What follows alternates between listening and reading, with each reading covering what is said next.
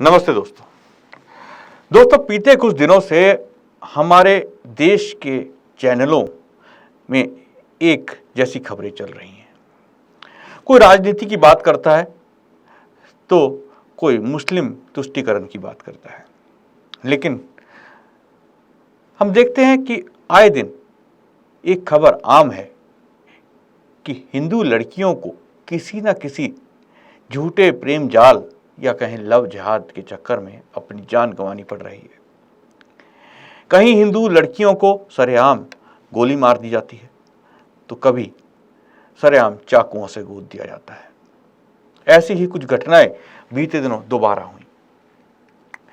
इन घटनाओं को main stream line जो मीडिया है उसने भी अपने अपने तरीके से दिखाया, लेकिन मीडिया का वो वर्ग जो पहलू खान या किसी अन्य मुस्लिम नाम के व्यक्ति के ऊपर कुछ भी बात हो तो मोमबत्तियां लेकर जुलूस लेकर निकल पड़ता है। कभी किसी समाधि पर बैठ जाता है तो कभी कहीं काले झंडे दिखाता है। वो वर्ग ने आवाज तक नहीं निकाली। इसी का नतीजा उत्तराखंड की अंजलि को भुगतना पड़ा, जो कई दिनों तक लापता रही और उसके बाद उसकी लाश मिली। उसी तरह झारखंड की अंकिता, इसको भी इसी प्रकार से एक लव जिहादी की जिहाद का शिकार होना पड़ा। उसके प्रेम को ढुकाने के बदले उसे मिली एक दर्दनाक मौत। आखिर ये क्यों हो रहा है? इन सवालों पर चर्चा के लिए आज हमारे साथ मौजूद हैं जाने माने समाजशास्त्री और समाज सेवी अरविंद जी, आपको बहुत बहुत स्वागत है।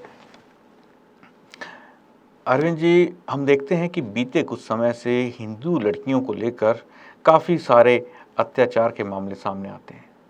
इन मामलों में देखा गया है कि जब तक आवाज़ दिल्ली से ना उठे सरकारें काम ही नहीं करती। झारखंड की बात ले लें, लड़की को जला दिया गया। लड़की की मौत के बाद उस आरोपी को पकड़ा गया, सरकार चुप रही। इसी प्रकार उत्तराखंड में भी हुआ। इसी प्रकार से हम देखते हैं बहुत जगहों पर एक जैसी सी ही घटना घटती है। आखिर क्या कारण आप समझते हैं कि एक विशेष समुदाय को लेकर लोगों की भावनाएं बहुत जल्दी आहत होती हैं, लोग बहुत जल्दी शांति मार्च और विरोध दर्ज कराते हैं, लेकिन अगर हिंदू धर्म से जुड़ी हुई कोई लड़की हो या कोई व्यक्ति हो उसके ऊपर अत्याचार करे वही शांति प्रिय लोग, तो अचानक से सुर्खियां गायब हो जाती हैं। क्या कारण? देखिए, सर्वप्रथम तो मैं आपका धन्यवाद करना चाहूँगा, आपके चैनल का धन्यवाद करना चाहूँगा। जिन विषयों पर वार्ता हमारे देश की सभी नेशनल और इंटरनेशनल मीडिया करनी चाहिए थी, उस मुद्दे को आप उठा रहे हैं। और देखो, एक पता नहीं क्या प्लान चल रहा है दुनिया, इस देश में, इस व्यवस्था में। कुछ लोग जो है एक समुदाय विशेष के ऊपर कोई बात होती है, जैसा कि आपने कहा, तो वहाँ एक कोहराम मच जाता है, एक वहां पर फतवे जारी किए जाते हैं और कोई व्यक्ति कुछ कह दे, कुछ गलत बात का भी विरोध करते तो उसका सर तन से जुदा करने की उनके नारे निकल पड़ते हैं। लेकिन एक हिंदू बेटी, चाहे वो निकिता हो बल्लभगढ़ की, चाहे वो बहन अभी पिछले दिनों प्रियंका रेड्डी हो दक्षिण भारत से, चाहे वो झारखंड से निकिता हो, अंकिता हो, और चाहे वो अंजलि हो जो उत्तराखंड से, इनकी आवाज उठाने के लिए पिछले दिनों आसिफा के साथ मामला हुआ। क्या था वो? झूठी प्रिप्लान मामला बनाया गया उसको दिखाने के लिए कि हिंदू ऐसे हो गया है, हिंदू जय आतंकवाद का वो करने लगा है। तो जब हम अपनी बात उठाते हैं तो एक समुदाय विशेष जो प्रिप्लान व्यक्ति, एक प्लान बनाया जाता है, उसको टारगेट करके वो लोग उसको दिखाने का प्रयास करते हैं। लेकिन जब देखने में आती है बात सामने, बहुत सारे मुद्दे ऐसे आए जिनमें जो उन्होंने फंसा करके कुछ बहनें उनका शिकार हो जाती हैं। लेकिन कहीं मामला आता है कि वो निकिता हो बल्लभगढ़ की, चाहे वो हमारी बहन अभी पिछले दिनों की जो घटना है, जो अंकिता हो झारखंड की, चाहे वो अंजलि हो, तो उनको एक टारगेट बना करके जब वो उनके फांसी में झांसी में नहीं आती, तो उनको उनके साथ जबरन करने का प्रयास करते हैं, और जबरन करने में भी उनके उनके दबाव में नहीं आती तो उसको मार देते हैं या फिर उसके साथ क्रूरता करती हैं। तो ये जो सामने मामला आ रहा है, तो जो हमारे देश के बहुसंख्यक लोग हैं, जो इस देश की सर्वाधिक जनसंख्या कहने वाले लोग हैं, वो लोग अपनी बात को कहीं ना कहीं उनमें एक संयुक्तिकरण होना चाहिए, जो संगठन होना चाहिए, जो दृढ़ता होनी चाहिए, उसकी कमी है। तो अपनी बात को उठाने के लिए कहाँ एक समुदाय विशेष के लोग अपनी बात को उठाने के लिए, मनवाने के लिए, गलत बातों को मनवाने के लिए, कुछ गलत लोगों को छुड़वाने के लिए वो सब इकट्ठे हो जाते हैं। वो वो जमात वो जमात के लोग, चाहे वो जिहादी कहें, कुछ भी कहें, आज वो सब लोग इकट्ठे हैं और इकट्ठे होकर के अपनी गलत बातों को मनवा लेते हैं। वो जो कुछ लोग किस कोई बात कही गई है, अपने लोगों का समर्थन करते हैं, वो कन्हैया लाल जी हो चाहे जोधपुर के, उनका गला रेत कर हत्या कर दी गई, या वो लोग कमलेश तिवारी जी हो, उनके साथ ऐसा किया जा रहा है, तो वो केवल और केवल ये है, और व्यभिचार बढ़ता है जब जब सदाचार चुप रहता है। ये सदाचार जो हमारे लोग जो अपने आप को सज्जनता कहते हैं, सज्जनता का इतना इतना उन्होंने अपने आप को बढ़ा दिया है कि सज्जनता, उन्होंने कायरता को सज्जनता बना लिया है।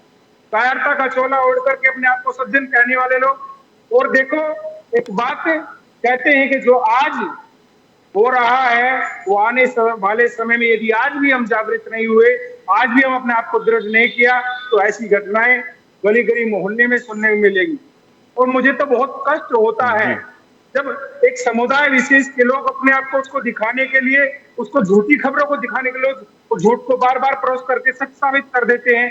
और जब देखने में आता है कि जो जो जिनके साथ घटनाएं हुई है, जिनके साथ समस्या, ऐसी समस्या, इतनी घटनाएं सामने आती है और हमारे समुदाय की ओर से आवाज नहीं उठाई जाती, तो ये बहुत दयनीय स्थिति है और बहुत अच्छी स्थिति नहीं है।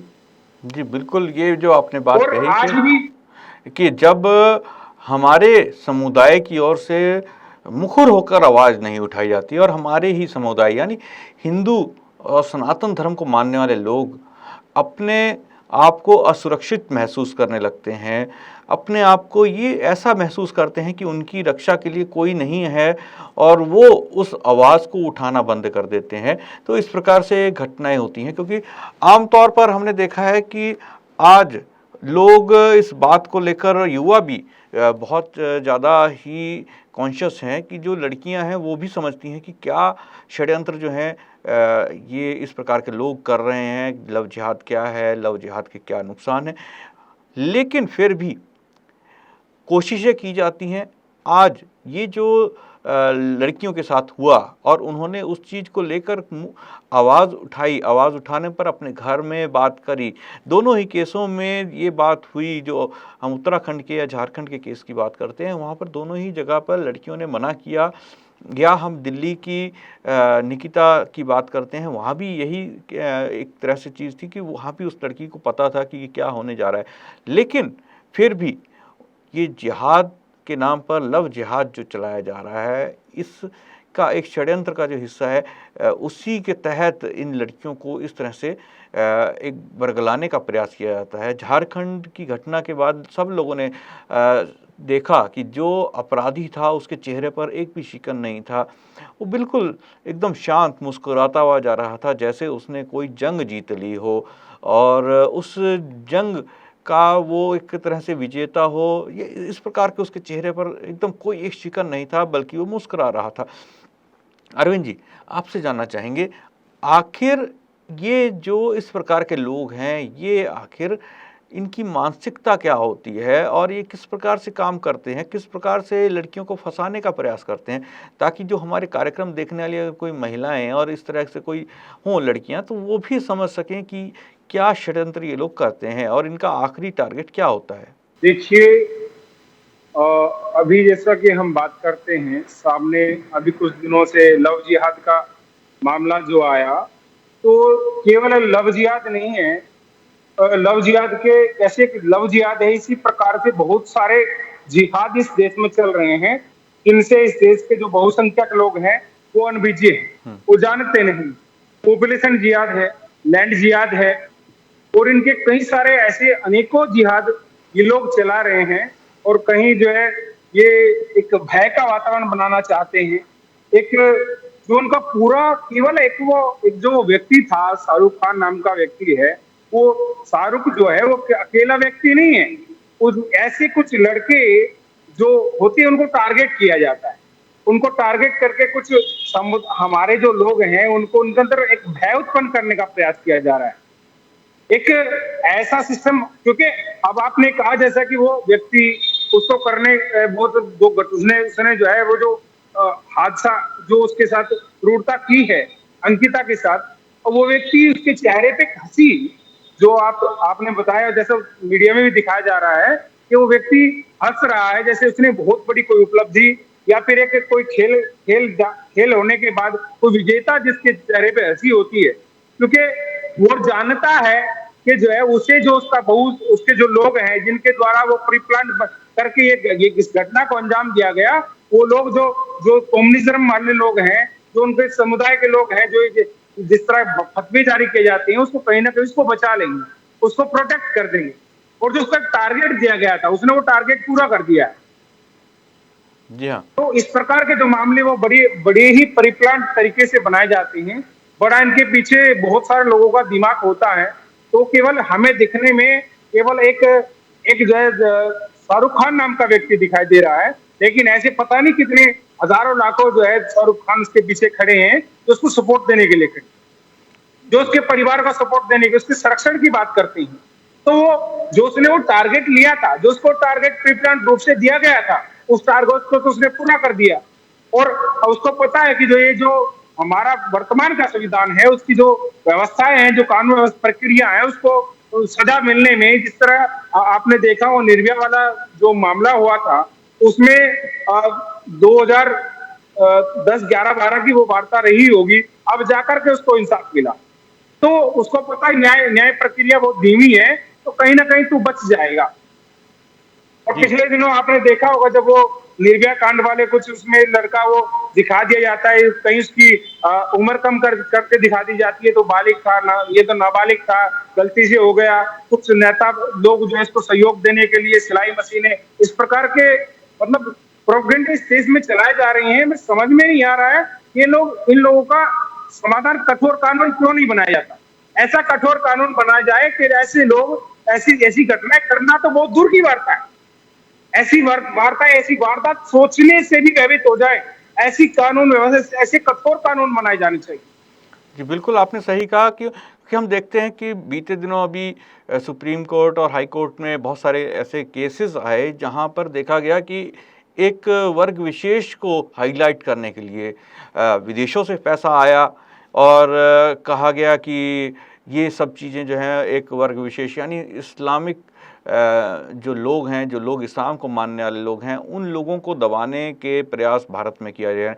और तीस्ता कांड के बारे में हम सुनते हैं, उस को लेकर भी यही था कि उन्होंने भी केवल और केवल गुजरात दंगों का फ़ायदा उठाया और उसको इस तरह से लोगों के सामने प्रोजेक्ट किया कि जैसे हमारे देश में केवल मुसलमानों पर ही अत्याचार हो रहा है।